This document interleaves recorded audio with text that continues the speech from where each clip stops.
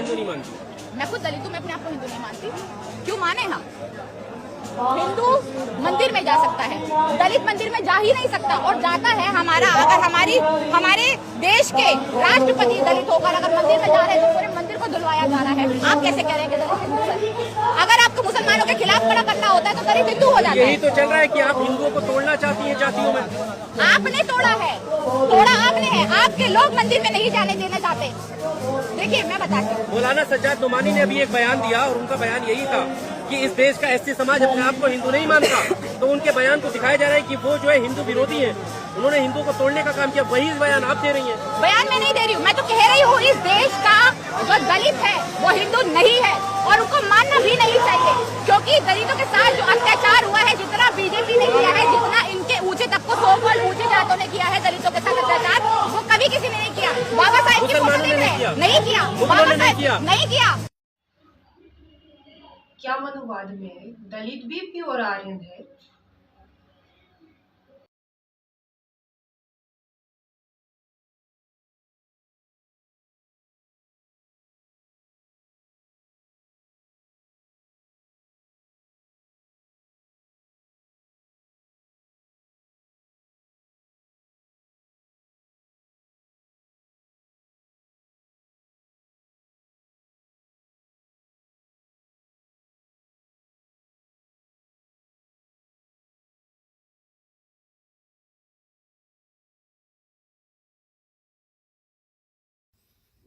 अपने महान पुस्तक रिडल्स ऑफ हिंदुइज्म में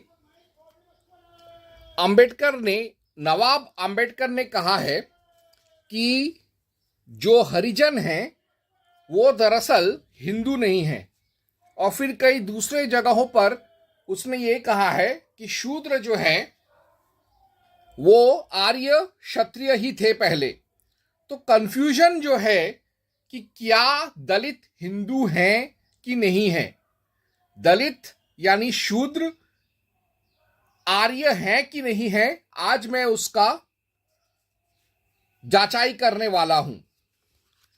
तो सर्वप्रथम Shudras, Dalits, Mahadalits, Atishudras, ST, SC, OBC, DT, denotified tribe, SBC, special backward community are within Vedic chaturvarna and are all Aryans, यानी ST, SC, OBC, EWS, DT, SBC सब के सब वैदिक चातुर्वर्ण के ही हिस्से हैं और आर्य ही हैं।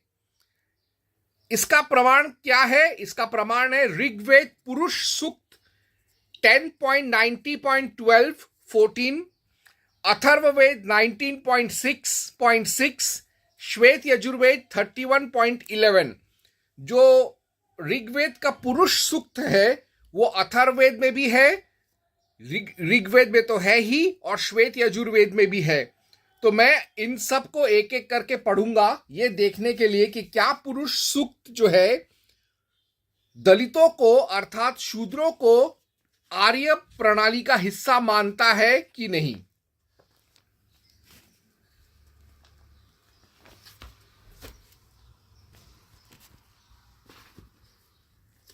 तो सबसे पहले मैं पढ़ूंगा ऋग्वेद 10.90.12 14। तो मंत्र ऐसे है, ब्राह्मणोस्य मुखमासीद बाहु राजन्यः कृतः उरु तदस्य यद्वैश्यः पद्भ्यां शूद्रो अजायत।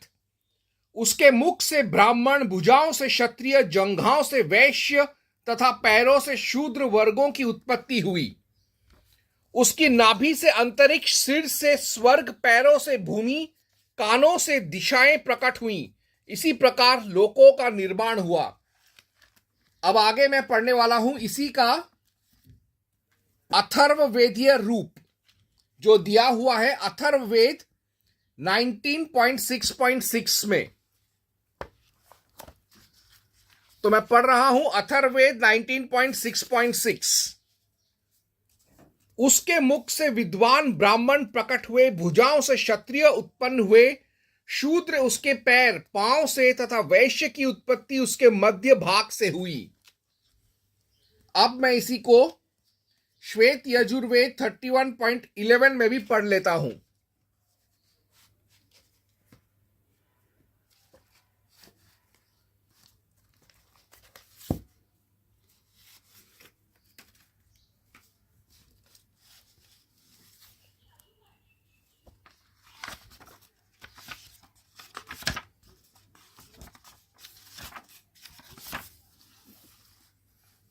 जो ये कहता है,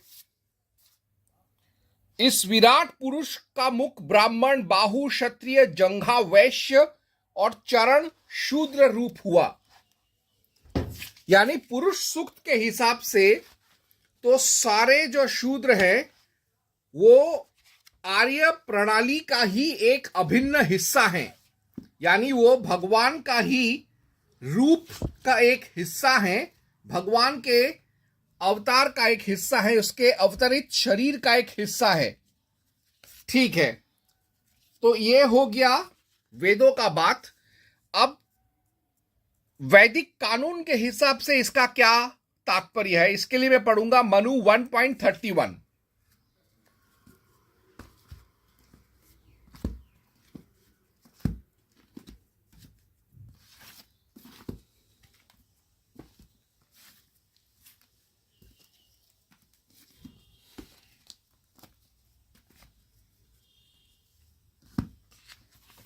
मनु 1.31।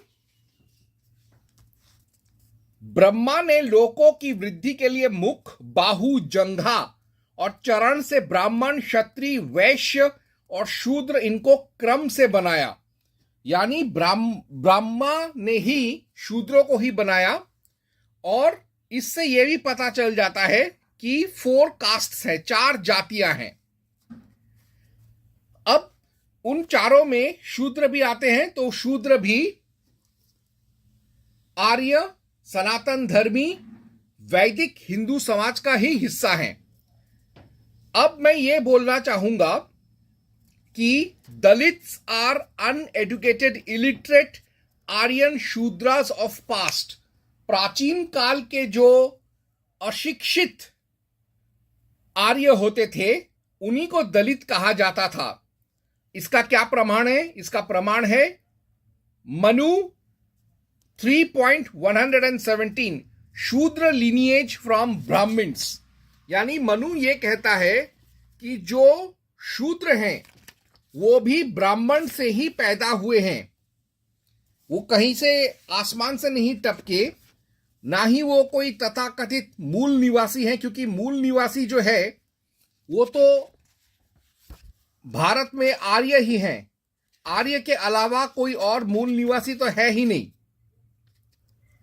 तो जो शूद्र जाति है वो भी दरअसल आर्यों से ही निकला हुआ है, ब्राह्मणों से ही निकला हुआ है। तो मनु 3.197 कहता है शूद्र लिनिएज फ्रॉम ब्राह्मण्स। जरा देख लूं कि क्या यह चीज लिखा है कि नहीं। मनु 3.197 शूद्र लिनिएज फ्रॉम ब्राह्मण। और अत्रि के पुत्र बर्हिषद हैं। यह देव, दानव, यक्ष, गंधर्व, सर्प, राक्षस, सुपर्ण और किन्नर इनके पितर कहे गए हैं। और ब्राह्मणों के सोमपा, क्षत्रियों के हविर्भुज, वैश्यों के आज्यपा और शूद्रों के सुकाली पुत्र हैं। यानी जो सुकाली है मनु का बेटा या उसका दत्तक पुत्र, उसके ही वंशज हैं ये शूद्र जाति। तो इससे पूरा साबित हो जाता है कि आर्यों का ही एक हिस्सा है दलित। हिंदू ही है दलित। अब बात करते हैं BPL, below poverty line, economically weak section are also Aryans. Rigveda 8.51.9। कई लोग ये कहते हैं कि जो गरीब लोग हैं उनकी कोई जाति नहीं होती, इसीलिए गरीब जो हैं वो हिंदू जाति से अलग हैं। ऐसा उनका कहना है। लेकिन मैं आज साबित कर दूंगा कि ईडब्ल्यूएस और बीपीएल महागरीब जो हैं वो भी आर्य जाति के ही हैं, चाहे वो किसी भी वर्ण वर्ग संप्रदाय या जाति के हो। तो मैं पढ़ रहा हूं ऋग्वेद 8.51.9।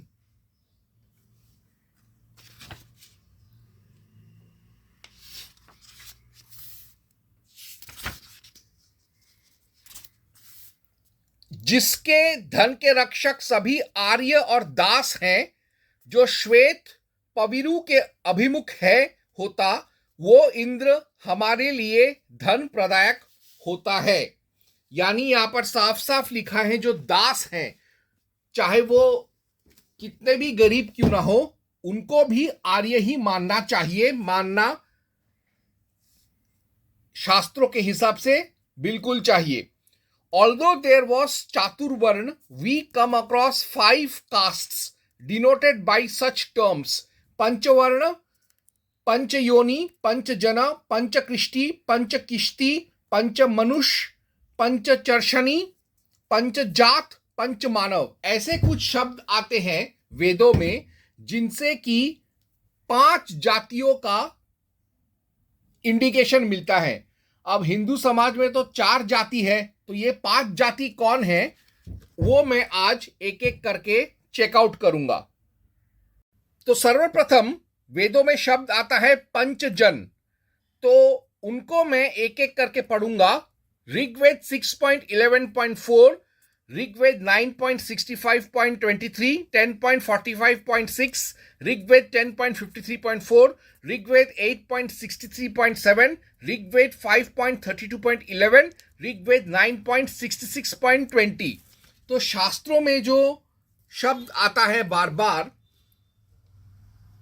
कि पंचजन, तो ये पंचजन कौन है, इसको समझने के लिए मैं आज वो सारे जो मंत्र हैं उनको एक एक करके पढ़ूंगा।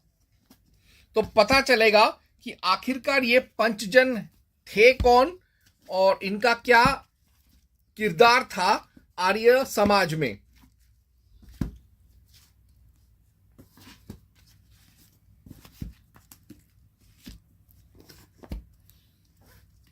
तो इसमें से सर्वप्रथम पढ़ूंगा मैं ऋग्वेद 6.11.4।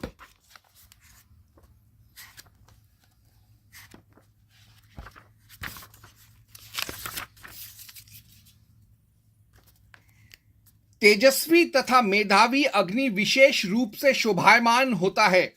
हे अग्नि, तू विशाल आकाश और पृथ्वी का आहुतियों द्वारा पोषण करता है। हवि ग्रहण करने वाले अग्नि को 5 वर्ण के मनुष्य अतिथि के समान सत्कार के साथ हवि अर्पित कर तृप्त करें।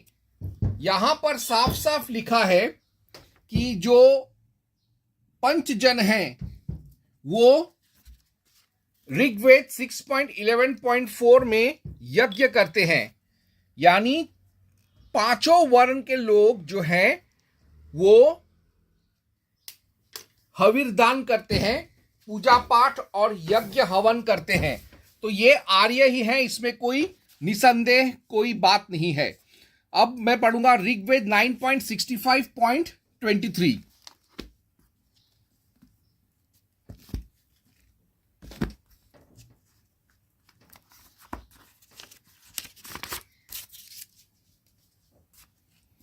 जो सोम आर्जिक देश में कार्य करने वालों के देश में नदियों के तटों या पंचजनों के मध्य उत्पन्न होता है और शोधित किया जाता है, वह हमें सुखी करे। आगे ऋग्वेद 10.45.6।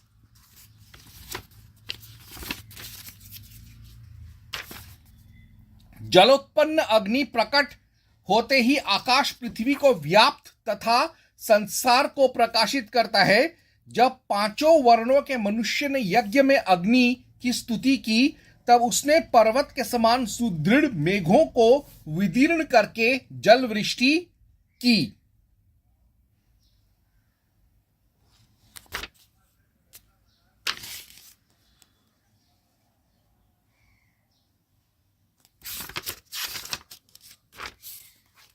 अब मैं पढ़ूंगा ऋग्वेद 10.53.4।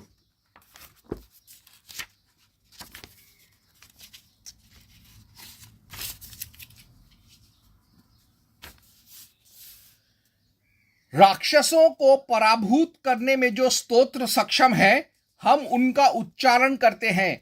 हे मनुष्यादि पंचजनों, हे अन्न का भक्षण करने वाले पूजनीय देवता, तुम सभी यज्ञ के करने वाले हो, तुम यहां आगमन कर यज्ञ को ग्रहण करो। अब मैं आगे पढ़ूंगा ऋग्वेद 8.63.7।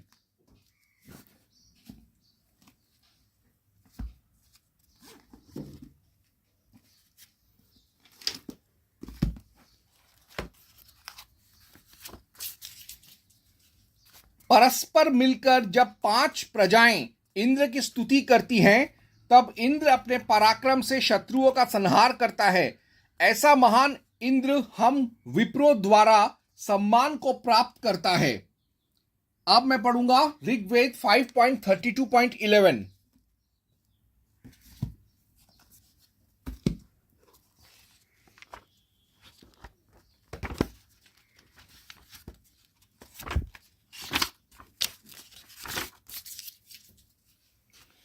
हे ये यशस्वी इंद्र, ऋषियों द्वारा सुनाया गया है कि तू सब मनुष्यों का स्वामी है। केवल तू ही वरीयता के साथ उत्पन्न हुआ है। दिन रात्रि हवि देने वाली और अभीष्ट फलों की इच्छा करने वाली हमारी संतानें तेरी स्तुतियां करती हुई तेरे आश्रय को प्राप्त करती हैं।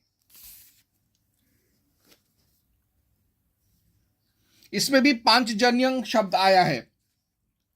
अब अंतिम में पढ़ूंगा ऋग्वेद 9.66.20।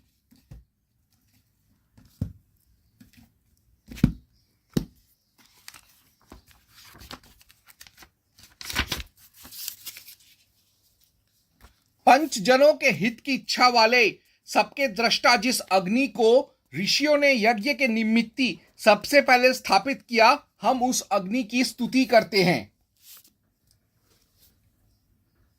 अब मैं वेदों में पंचकृष्टि शब्द को देखूंगा। ऋग्वेद 2.2.10।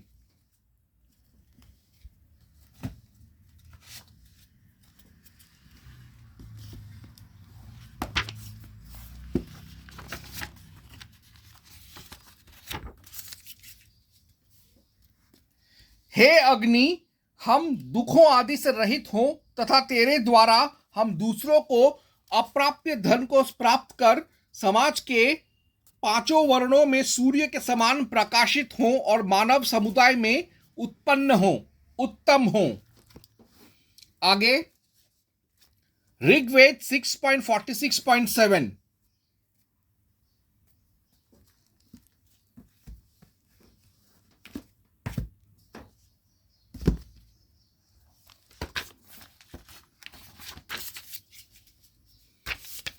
मनुष्यों में जो पराक्रम तथा 5 जनों में जो धन है, वैसा ही अन्न और धन हे इंद्र तू हमें प्रदान करे।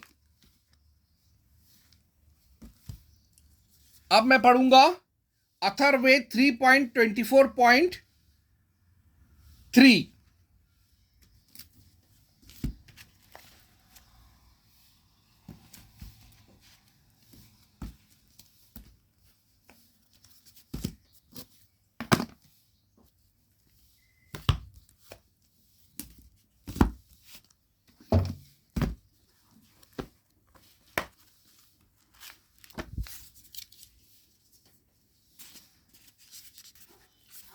जिस प्रकार वृष्टि के जल से उफनती हुई नदियां जल को एक स्थान से दूसरे स्थान तक पहुंचा देती हैं, उसी प्रकार 5 दिशाएं और मति द्वारा उत्पन्न 5 वर्णों के मनुष्य इस स्थान को समृद्ध करें। इसके साथ साथ पंचयोनि शब्द भी आता है श्वेताश्वतारा उपनिषद 1.5 में।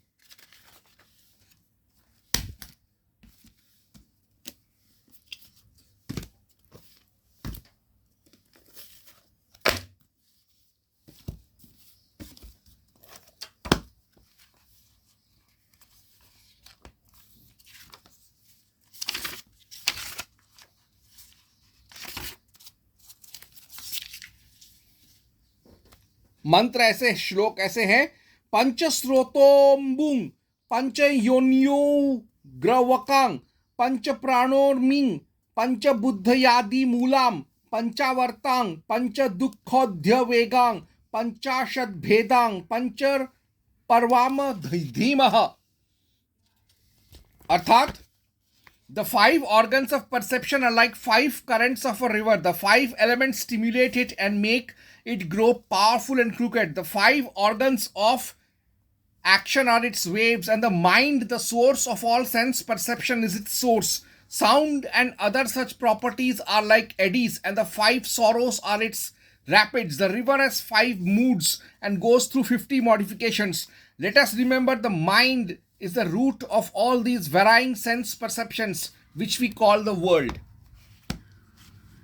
अब आगे बढ़ते हैं। अब वेदों में एक और शब्द आता है पंचशिति। ऋग्वेद 1.7.9।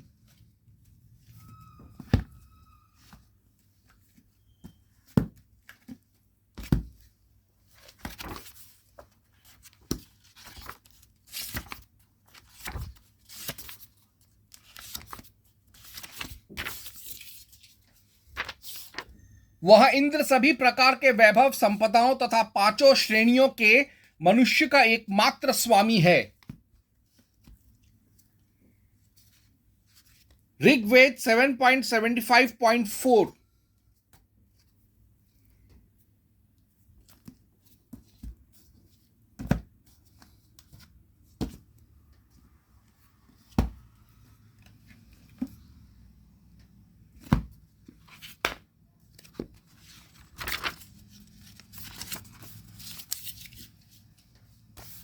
मनुष्यों को कर्म में लगने वाली स्वर्गलोक की पुत्री उषा उनके समीप पहुंचकर सभी लोकों का पालन करती है। यहां पर शब्द आया है पंचशिति।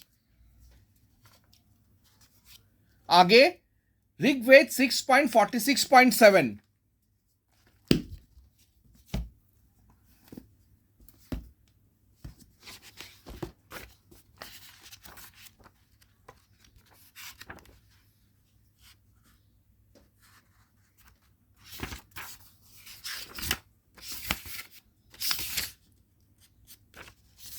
मनुष्यों में जो पराक्रम तथा 5 जनों में जो धन है, वैसा ही अन्न और धन है इंद्र तू हमें प्रदान कर।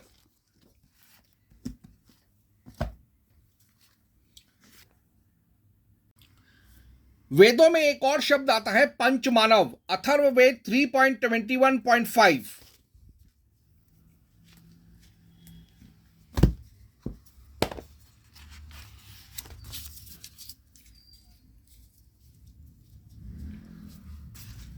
तेरह भवन अर्थात संवत्सर के 13 माह और 5 ऋतुएं देवों का आवाहन करने वाले जाने जाते हैं। उन वर्चस्वी, सत्यभाषी, कीर्तिवान और सत्यवाणी वाले तथा उनकी विभूति रूप अग्नियों के निमित्ती यह हवि प्रदान प्राप्त हो। यहां पर शब्द आया है पंचमानवा। फिर अथर्ववेद 3.24.3।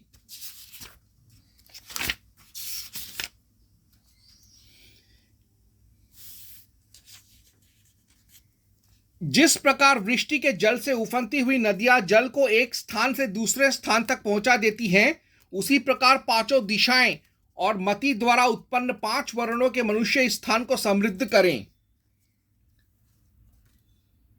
फिर वेद में एक और शब्द आता है पंचमानुष। ऋग्वेद 8.9.2।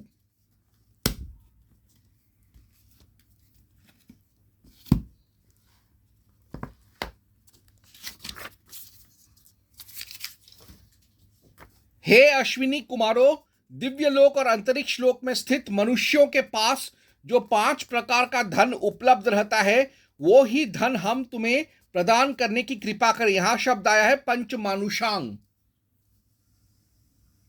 वेदों में एक और शब्द आता है पंचर्षणी। ऋग्वेद 7.15.2 में। ऋग्वेद 7.15.2। हे अग्नि, तू अत्यंत ज्ञानवान, गृहपति और बहुत युवा है। 5 जनों के सम्मुख तू प्रत्येक गृह में प्रतिष्ठित होता है। वहीं ऋग्वेद में एक और शब्द है पंचजात, ऋग्वेद 6.61.12।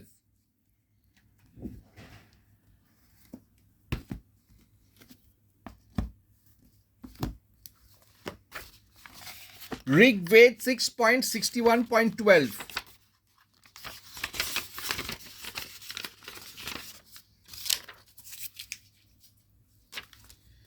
पांचों वर्णों के मनुष्य की वृद्धि करने वाली सप्त धारण शक्तियों से युक्त 3 स्थलों में विचरण करने वाली देवी सरस्वती को युद्ध के समय सब आवाहित करते हैं। तो ये सब जानने के बाद एक प्रश्न आता है स्वाभाविक मन में, व्हाट इज फिफ्थ कास्ट? पांचवा जाति, पांचवा वर्ण क्या है? तो इस पर कई लोगों ने कई विचार प्रकट किए हैं। सर्वप्रथम निरुक्त 3.8 में यास्क क्या कहता है वो मैं पहले देखूंगा।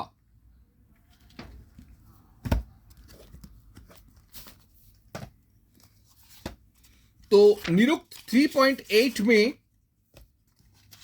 वो ये कहता है, पहले मैं उसका अंग्रेजी अनुवाद पढ़ लूं।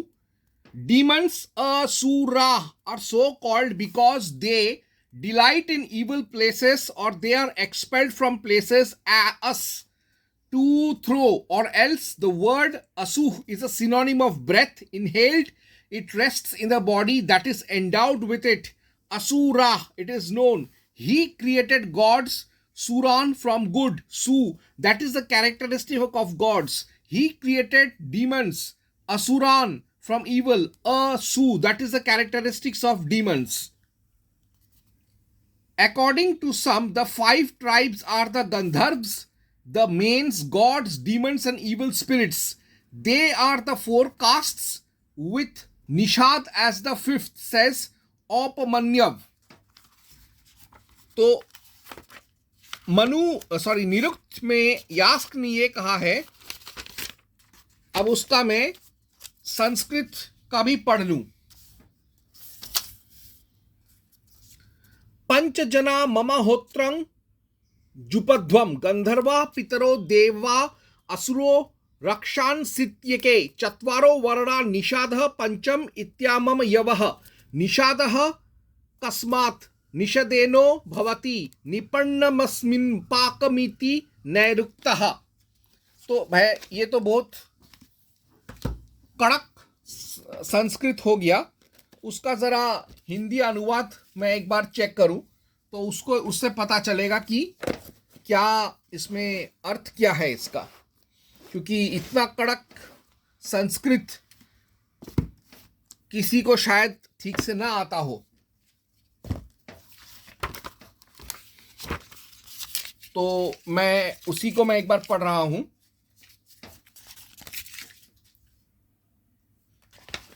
यास्काचार्य निरुक्त 3.8 में कहते हैं कि गंधर्वा पितरा देवा असुरा रक्षांसी इत्येके चत्वारो वर्णा निषादः पंच इत्योमन्यवः गंधर्वः पितर है। औपमन्यव कहते हैं गंधर्व पितर देव असुर राक्षस, ये पांचों मिलकर पंचजन कहते हैं। औपमन्यव कहते हैं कि 4 वर्ण और पंचम निषाद, ये 5 पंचजन हैं। वही ऐत्रेय ब्राह्मण 13.7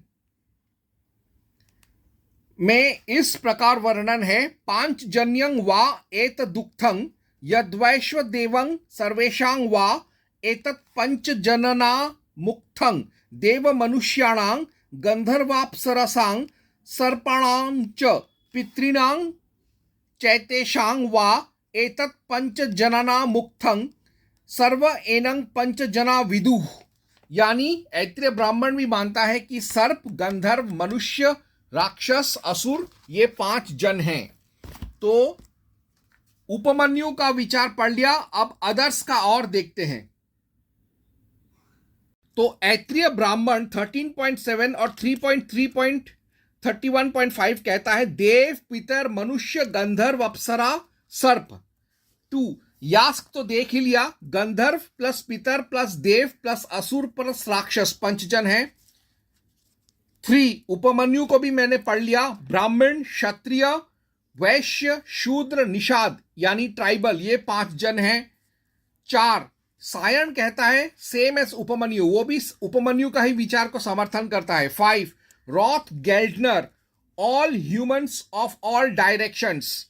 अथर्ववेद 3.24.3 के आधार पर रॉथ गेल्डनर ये कहते हैं कि मनुष्य के 5 प्रकार जो है या 5 जातियां जो है वो 5 दिशाओं के 5 मानव जातियां हैं। सारे पूरा विश्व के सारे मानव जाति उसमें सम्मिलित हैं।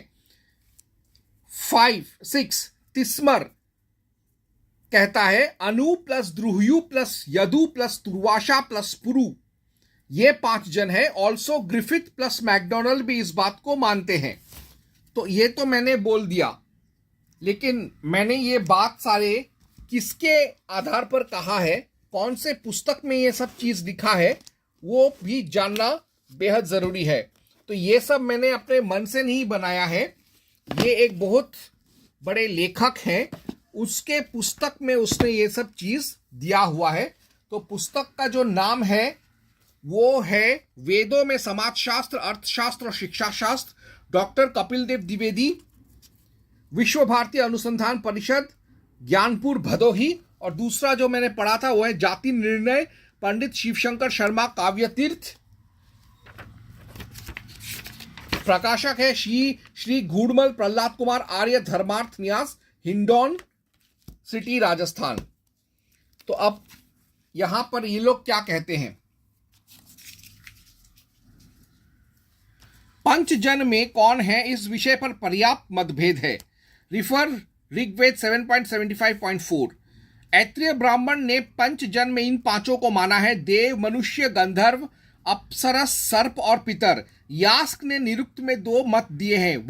1 पंचजन ये हैं गंधर्व, पितर, देव, असुर और राक्षस। 2 यास्क ने औपमन्यव का मत दिया है कि 5 जन ये हैं 4 वर्ण, ब्राह्मण आदि और निषाद। सायण ने भी औपमन्यव के मत को मानते हुए पंचजन से 4 वर्ण और निषाद अर्थ लिया है। प्रोफेसर रोट और गेल्डनर का मत अधिक उपयुक्त प्रतीत होता है कि पंचजन से पृथ्वी के सभी मनुष्य अभिष्ट हैं। आर्यों को मध्य में रखकर या मानकर चारों दिशाओं के 4 जनों को मिलाकर पंचजन बनते हैं। प्रोफेसर सिमर ने उक्त मत का खंडन किया है और ये पंचजन मानते हैं अनु, द्रुहयु, यदु, तुर्वशु और पुरु, ये 5 आर्य जातियां हैं। प्रोफेसर ग्रिफिथ, मैकडोनल्ड आदि ने इसी मत को स्वीकार किया है। उनका कथन है कि सिंधु नदी के इधर रहने वाली ये 5 जातियां या जन थे। प्रोफेसर हॉपकिंस ने इस मत का खंडन किया है। उनका कथन है कि तुर्वशु यदुओं का एक राजा था, वह कोई जन या जाति नहीं था, अतः तुर्वशु को 5 जनों में लेना असंगत है। ये गलत है, क्योंकि तुर्वशु जो है वो एक जाति भी था, अलग कबीला था। यही लोग आगे चलकर तुरुष्क बने मंगोलिया में। ऋग्वेद में एक मंत्र का कथन है कि सारे पंचजन मेरे यज्ञ में आवें। इससे ज्ञात होता है कि पंचजन में सभी आर्य जनों का समावेश अभिष्ट है। अतः पंचजन शब्द में 4 वर्ण और निषाद अतिशूद्र का ग्रहण करना उचित है। रोट और गेल्डनर का कथन भी उचित प्रतीत होता है कि पंचजन से सभी जनों जातियों का ग्रहण अभिष्ट है। मध्यगत आर्यजन तथा चारों दिशाओं में फैले आर्यजन। इस प्रकार पंचजन शब्द पूरे मानव समाज का संग्राहक है। अतएव अथर्ववेद में पंचजनों मानव मात्र की समृद्धि की कामना की गई है। तो इसी से प्रमाणित होता है Therefore, Panchjan is equal to 5 castes and 5 Proto-Aryan tribes living on eastern Sindhu bank। यानी 5 जातियों को पंचजन कहते थे, पूरे मानव समाज को, मानव जगत को पंचजन कहते थे, और सिंधु नदी के पूर्वी तट पर रहने वालों को, जो आर्य कबीले थे, उनको भी पंचजन कहा जाता था। In all circumstances 5th caste was vanvasik. चाहे हम कोई भी मत ले ले, हर सूरत में पंचजन का एक अर्थ होता है आदि वनवासिक, जंगलवासी भी। Nishad and panchvarna was also invited to yajna proving their Aryanhood. इन निषादों और पंच जनों को, 5 जनों को जो थे लोग बुलाते थे यज्ञों के लिए, और वो लोग हवन यज्ञ खुद से भी करते थे, जैसा कि अथर्ववेद 3.24.3 में मैंने देखा। इसी से पता चलता है कि निषाद और पंचजन जो है वो भी आर्य ही हैं। Adivasis were and still are hunters. आदिवासी पहले भी शिकारी करते थे और आज भी शिकार हैं। सो कॉल्ड निषाद, इसीलिए आदिवासी या वनवासियों को एक जनरल टर्म दिया गया था Nishad. They are clubbed with devs, asurs, gandharvs as they had paranormal powers. जैसे कुछ लोगों ने देव, असुर, राक्षस, गंधर्व, अप्सरा, इनके साथ निषाद या वनवासियों को सम्मिलित किया है, वो इसलिए किया है क्योंकि इन सारे देव, असुर, गंधर्व, राक्षसों की तरह जो पुराने प्राचीन निषाद या वनवासी थे, वो लोग आसुरी साधना करते थे, अथर्ववेदी साधना करते थे, तांत्रिक साधना करते थे। उनके पास काफी सारा मायावी शक्ति था, मायावी ज्ञान था। इसीलिए वो लोग उनके मायावी शक्तियों की वजह से उनको देव, असुर, राक्षस, गंधर्व, अप्सरा के साथ, सर्प के साथ जोड़ा गया था। तो इसी से प्रमाणित हो जाता है conclusion, therefore panchvarna is equal to Aryans, यानी पंचवर्ण जो है, पंच जाति जो है, वो आर्य जाति का एक हिस्सा है। और ब्राह्मण, क्षत्रिय, वैश्य, शूद्र और पांचवा जाति था वनवासी, निषाद। लेकिन आगे चलकर जैसा कि चातुर्वर्ण में 4 वर्ण थे, इनको कई सारे जो वनवासी थे उनको ब्राह्मण कुल में ले लिया, क्योंकि वो लोग जो लोग पूजा पाठ करते थे वो ओझा बन गए, जो सिर्फ आखेट करते थे यानी शिकार करते थे और युद्ध करते थे उनको क्षत्रिय समाज में सम्मिलित कर लिया गया। और फिर बाद में जो लोग व्यापार वाणिज्य करते थे, खेतीबाड़ी करते थे, उनको वैश्य में मान लिया गया। और जो लोग मेहनत का, मजदूरी का काम करते थे उनको शूद्र मान लिया गया, अति शूद्र मान लिया गया। तो इसी वजह से जो हमारे हिंदू समाज में 4 जाति, वो 5 जाति 4 जाति में ही माने गए हैं, और ये 4 जाति 5 जाति भी हैं। तो ये है एक बहुत ही एक स्ट्रेंज इक्वेशन, लेकिन इस इक्वेशन का फायदा ये है कि इससे ये पता चलता है कि जो वनवासी हैं, आदिवासी हैं, वो भी हिंदू हैं, सनातन धर्मी हैं, सनातनी हैं, आर्य हैं, वैदिक हैं, आर्य समाज का हिस्सा हैं। अब ये चीज समझने वाली बात है कि क्रिमिनल ट्राइब्स एक्ट 1871 में अंग्रेजों ने निकाला था सारे आदिवासियों पर अत्याचार करके उनको क्रिमिनल साबित करने के लिए। नवाब आंबेडकर ने तो नहीं, लेकिन 1952 में, या यूं कहे अनंत शयनम अयंगार नाम के तमिल ब्राह्मण ने एक कमेटी गठन किया था, अनंत शयनम अयंगार कमेटी, जिसने 31 अगस्त 1952 को सारे एसटी ट्राइब्स जो हैं, घुमाक्का ट्राइब्स जो है, डीनोटिफाइड ट्राइब्स जो हैं, उनको डीनोटिफाई कर दिया, उनको डीक्रिमिनलाइज कर दिया और उनको विमुक्त जाति बना दिया। तो इसी वजह से जो अंग्रेजों ने जो उनको क्रिमिनल्स घोषित किया था, वो क्रिमिनल घोषित करने वाला क्रिमिनल ट्राइबल्स एक्ट 1871 को खारिज कर दिया गया और सारे आदिवासियों को मूल धारा में सम्मिलित कर दिया गया। लेकिन यह प्रणाली तो 10,000 बिफोर क्राइस्ट में ऋग्वेद में ही था, जब इन लोगों ने पंचजन और पंचवर्ण शब्द का इजाद करके वनवासियों को भी आर्य मानने लगे। तो आज मैंने ये बात हमेशा हमेशा के लिए साबित कर दिया कि ST, SC, OBC, DT, SBC, BPL, EWS, Mahadalit, महागरीब, ये सब के सब आर्य, सनातनी, सनातन धर्मी, हिंदू, वैदिक आर्य समाजी ही हैं। ओम हं हनुमते नमः।